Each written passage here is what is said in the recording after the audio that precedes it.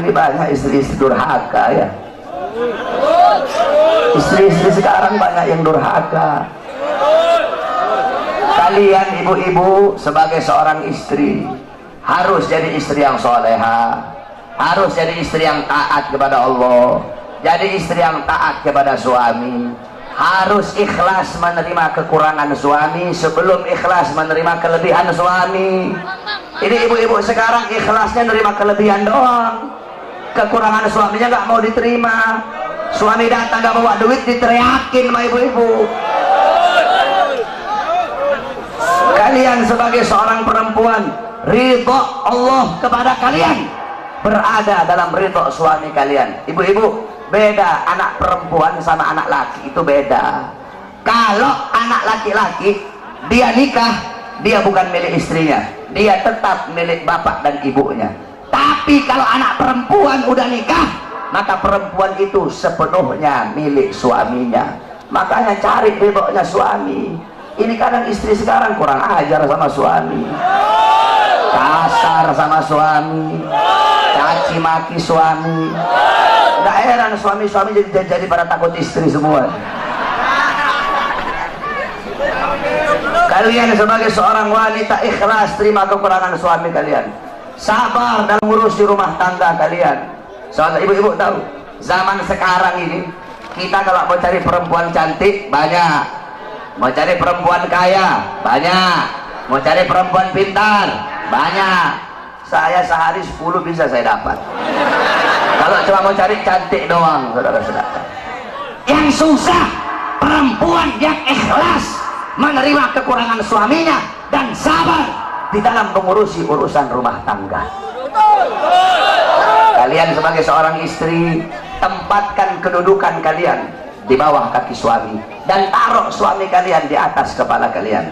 Rendahkan suara kalian di hadapan suami. Suara istri itu harus lebih rendah daripada suara suami. Ini ibu-ibu, suaminya ibu-ibunya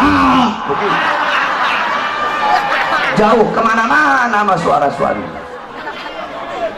Suaminya datang nggak bawa apa-apa, kasihan, habis jadi gojek jauh-jauh, kehujanan, kepanasan, berantem sama Ahok, pulang ke rumah nggak bawa apa-apa, dilempar panci suaminya.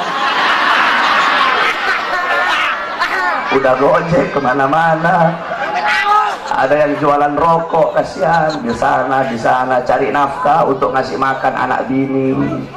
Datang ke rumah nggak bawa apa-apa, diomelin sama istri.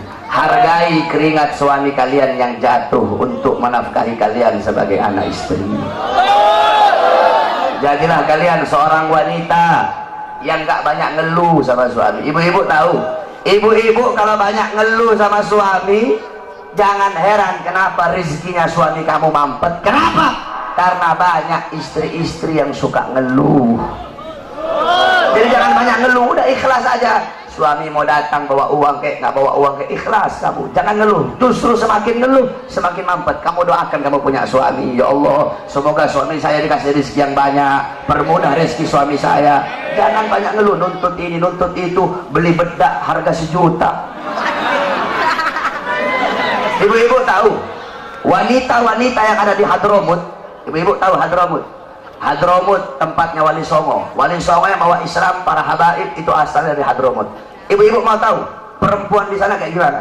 Wanita-wanita yang ada di sana, istri-istri yang ada di sana, itu kalau beras habis, garam habis, susu habis, bawang habis, itu mereka nggak ngomong sama suaminya.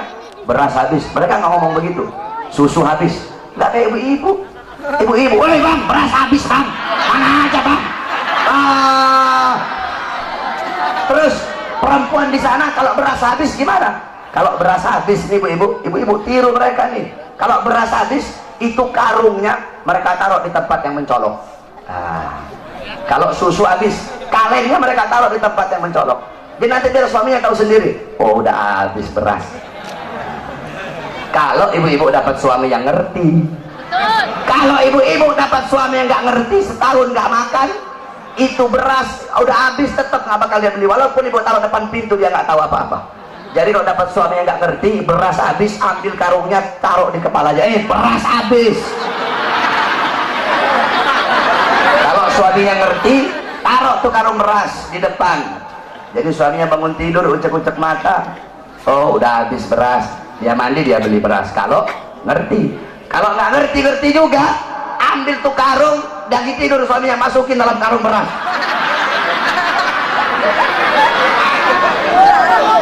Itu wanita-wanita yang ada di sana. Kenapa? Karena mereka begitu menjaga perasaan suaminya. Ibu-ibu tahu, Rasulullah pernah ngomong sama Siti Fatimah, wahai Fatimah, maukah aku kasih tahu kamu siapa wanita yang nanti memegang tali kendaraanmu? Kata Siti Fatimah, siapa wahai ayahku? Namanya adalah Mutiyah. Coba kamu pergi, rumahnya ada di ujung sana, kamu cari tahu apa amal yang dia lakukan sehingga nanti dia bakal masuk surga pegang tali kendaraan kamu. Pergi Siti Fatimah, bawa Sayyidina Hasan yang ketika itu masih kecil. Sayyidina Hasan masih kecil ketika itu, dibawa oleh Siti Fatimah, diketuk pintu rumah, assalamualaikum, enggak dibuka ibu-ibu. Dari dalam dijawab, waalaikumsalam. Man, siapa? Ana Fatimah binti Rasul, aku adalah Fatimah putrinya Rasulullah. Oh iya wahai Fatimah, kalau engkau sendiri silahkan masuk, tapi kalau engkau bersama laki-laki jangan masuk wahai Fatimah. Aku bersama laki-laki. Siapa? Anakku masih kecil. Oh maaf, kamu tidak boleh masuk. Tapi dia masih kecil, walaupun masih kecil, aku izin dulu kepada suamiku, besok nanti kamu balik lagi, saya izin dulu kepada suamiku. Lihat bagaimana Siti Mutia. Ibu-ibu sekarang, Pak RT, Pak RW datang ke rumah, Waalaikumsalam, suaminya ada nggak ada? Oh mari masuk Pak RT, mari masuk Pak RW, mau kopi apa mau teh Pak RW? Gak boleh. Mau yang datang presiden kek, kalau belum izin kepada suami gak boleh, haram. Boleh. Akhirnya apa? Besoknya datang. Nih ibu-ibu sabar ya, istri dulu nanti baru suami, sabar dulu, nanti gantian. Kalau mereka yang saya ini, kamu teriak-teriak kayak mereka nanti ya. Akhirnya apa ibu-ibu? Akhirnya besok datang lagi Siti Fatimah, bawa Sayyidina Husain. Ketika diketuk, assalamualaikum, waalaikumsalam. Man, Fatimah binti Rasul. Oh wahai Fatimah, kamu bersama siapa? Bersama Husain dan Hasan. Oh maaf, kalau Hasan udah dikasih izin, kalau Husain belum dikasih izin. Balik lagi besok, aku izin dulu kepada suamiku. Dia izin kepada suaminya, baru besoknya boleh masuk Siti Fatimah. Siti Fatimah lihat ini perempuan biasa-biasa aja, ahli ibadah bukan, ahli sholat bukan, ahli Quran bukan. Terus amal apa yang dia lakukan sehingga masuk surga nanti megang tali kendaraan Siti Fatimah? Padahal ini perempuan biasa-biasa saja. Tiba-tiba Siti Fatimah melihat ada 3 buah benda. Itu 3 buah benda sangat dikeramatkan, jadi sangat diagungkan sama Siti Mutia. 3 benda itu adalah cambuk, lap, sama gunting. Cambuk, lap, sama gunting. Siti Fatimah tanya, wahai Mutia, 3 buah benda ini untuk apa? Kok kayaknya kamu istimewakan ini 3 benda ini? Kata Siti Mutia, oh itu lap, ketika suamiku pulang cari nafkah, aku lapin seluruh keringatnya yang jatuh, aku lap. Karena keringat itulah yang jatuh untuk mencari nafkah, untuk menghidupi aku dan anak-anakku. Kira-kira ada istri di sini begitu? Tidak ada. Awas kamu sampai rumah dihantam sama istri kamu nanti. Ibu-ibu bisa begitu? Bisa nggak? Suaminya pulang habis dari gojek terus digituin, bisa? Dilapin keringatnya, tapi jangan pakai lap, pakai keset.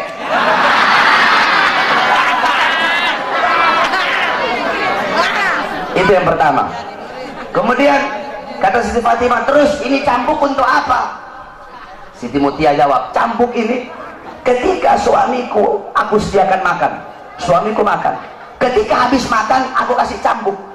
Wahai suamiku, kalau makanan ini tidak enak, aku rela, aku ridho engkau cambuk agar jadi pelajaran bagiku, biar besok bisa masak lebih enak lagi.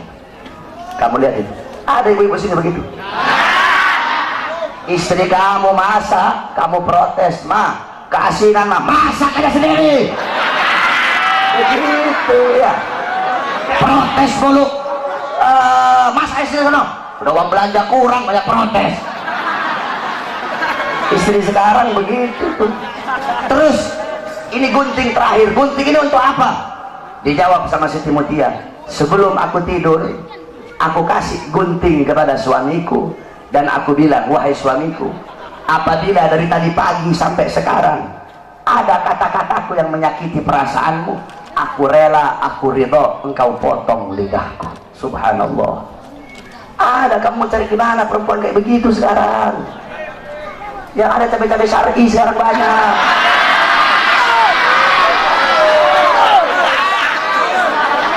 Istri kalian kira-kira kayak gitu nggak? Itu ibu-ibu Siti Mutia. Nah, kalian sebagai seorang wanita, jadikan beliau-beliau sebagai teladan kamu, para wanita sorga. Siti Mutia, Sayyidatuna Fatimah, Sayyidatuna Khadijah, Sayyidatuna Aisyah radhiyallahu anha, Sayyidatuna Khadijah radhiyallahu anha, kemudian Ummu Salamah radhiyallahu anha, Ummu Sulaim radhiyallahu anha, Ummu Aiman radhiyallahu anha, Siti Khansa radhiyallahu anha. Bagaimana wanita-wanita terdahulu, jadikan mereka sebagai teladan kamu dalam urusan rumah tangga. Kalian sebagai seorang perempuan, ini perempuan sekarang saya perhatikan, kalau mau keluar pengajian nih, dandan cantik-cantik ibu-ibu, pakai bedaknya 2 cm segini, yang putih muka doang, lehernya hitam.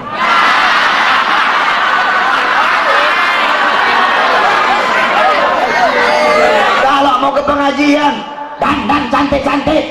Mau pergi ke pasar, dandan cantik-cantik. Kalian sebagai seorang istri mempertontonkan kecantikan kalian untuk orang lain. Kalau mau keluar dandan cakep, acara Habib dandan cantik-cantik. Di dalam rumah mukanya kayak setan depan suami. Kalau kalian mau keluar, pakai wangi-wangian, biar orang tertarik kepada kalian. Dalam rumah mau curut. Ini istri sekarang begitu tuh. Tidak boleh ibu-ibu. Dandan kalian untuk suami kalian. Ibu-ibu tahu, perempuan-perempuan dulu itu mereka sampai mau tidur itu dandan. Biar kenapa? Biar bangun tidur cakep, rapi, suaminya lihat. Ini suaminya bangun tidur melihat istrinya tidur, Allah udah kayak gerantong begitu, rambutnya berantakan, kelihatan jeleknya. Oleh karena itu dandan kalian untuk suami kalian, pertontonkan, percantikkan diri kalian itu di hadapan suami, bukan untuk orang lain. Jadikan beliau-beliau sebagai teladan kamu. Kemudian kalian sebagai seorang istri, kalian adalah muallimah, muaddibah, mudarrisah, pendidik, pengajar pertama bagi putra putri kalian. Bagus atau buruknya seorang anak tergantung daripada ibunya. Kenapa? Makanya Allah bilang di Al-Quran, hirsul lakum, perempuan-perempuan kalian adalah ladang bagi kalian. Kalian para laki-laki yang bercocok tanam, istri-istri kalian adalah ladang. Kalau kalian bercocok tanam di ladang yang baik, hasilnya bakal baik. Kalau kalian bercocok tanam di ladang yang kering kerontang, maka hasilnya bakal rusak. Nah, bejat atau tidaknya anak-anak kalian tergantung daripada istri-istri kalian. Oleh karena itu, seorang ibu, seorang istri harus bisa menjadi ibu yang baik bagi anak-anaknya. Ibu-ibu tahu, dulu di Hadramut, Al-Habib Ahmad bin Hasan Al-Abbas, beliau bilang, saya pernah menemukan catatan tangan seorang wanita dari Qabilah Al-Amudi. Itu wanita tulis dengan tangannya syarah kitab Minhaj Al-Imam Subki. Itu ada 6 jilid. Itu wanita tulis pakai tangannya, ada 6 jilid. Di akhir tulisan wanita itu bilang, tolong dikasih uzur, tolong kasih maaf kalau ada kata-kata yang salah dalam penulisan ini, karena aku menulis ini kitab dalam keadaan menyusui anak-anakku. Subhanallah. Coba kamu bayangkan, itu perempuan nulis kitab, nyusuin anaknya sambil ngarang kitab, sambil nulis kitab. Gak heran orang-orang di sana besar anak-anaknya ngarang kitab. Kenapa? Karena masih kecil ibunya nyusuin sambil bikin kitab. Ibu-ibu sekarang nyusuin anak sambil dengar dangdut. Akhirnya anaknya besar jadi tukang dangdut anak kamu. Perhatikan, kau punya anak-anak, jadilah kalian ibu yang baik bagi anak-anak kalian.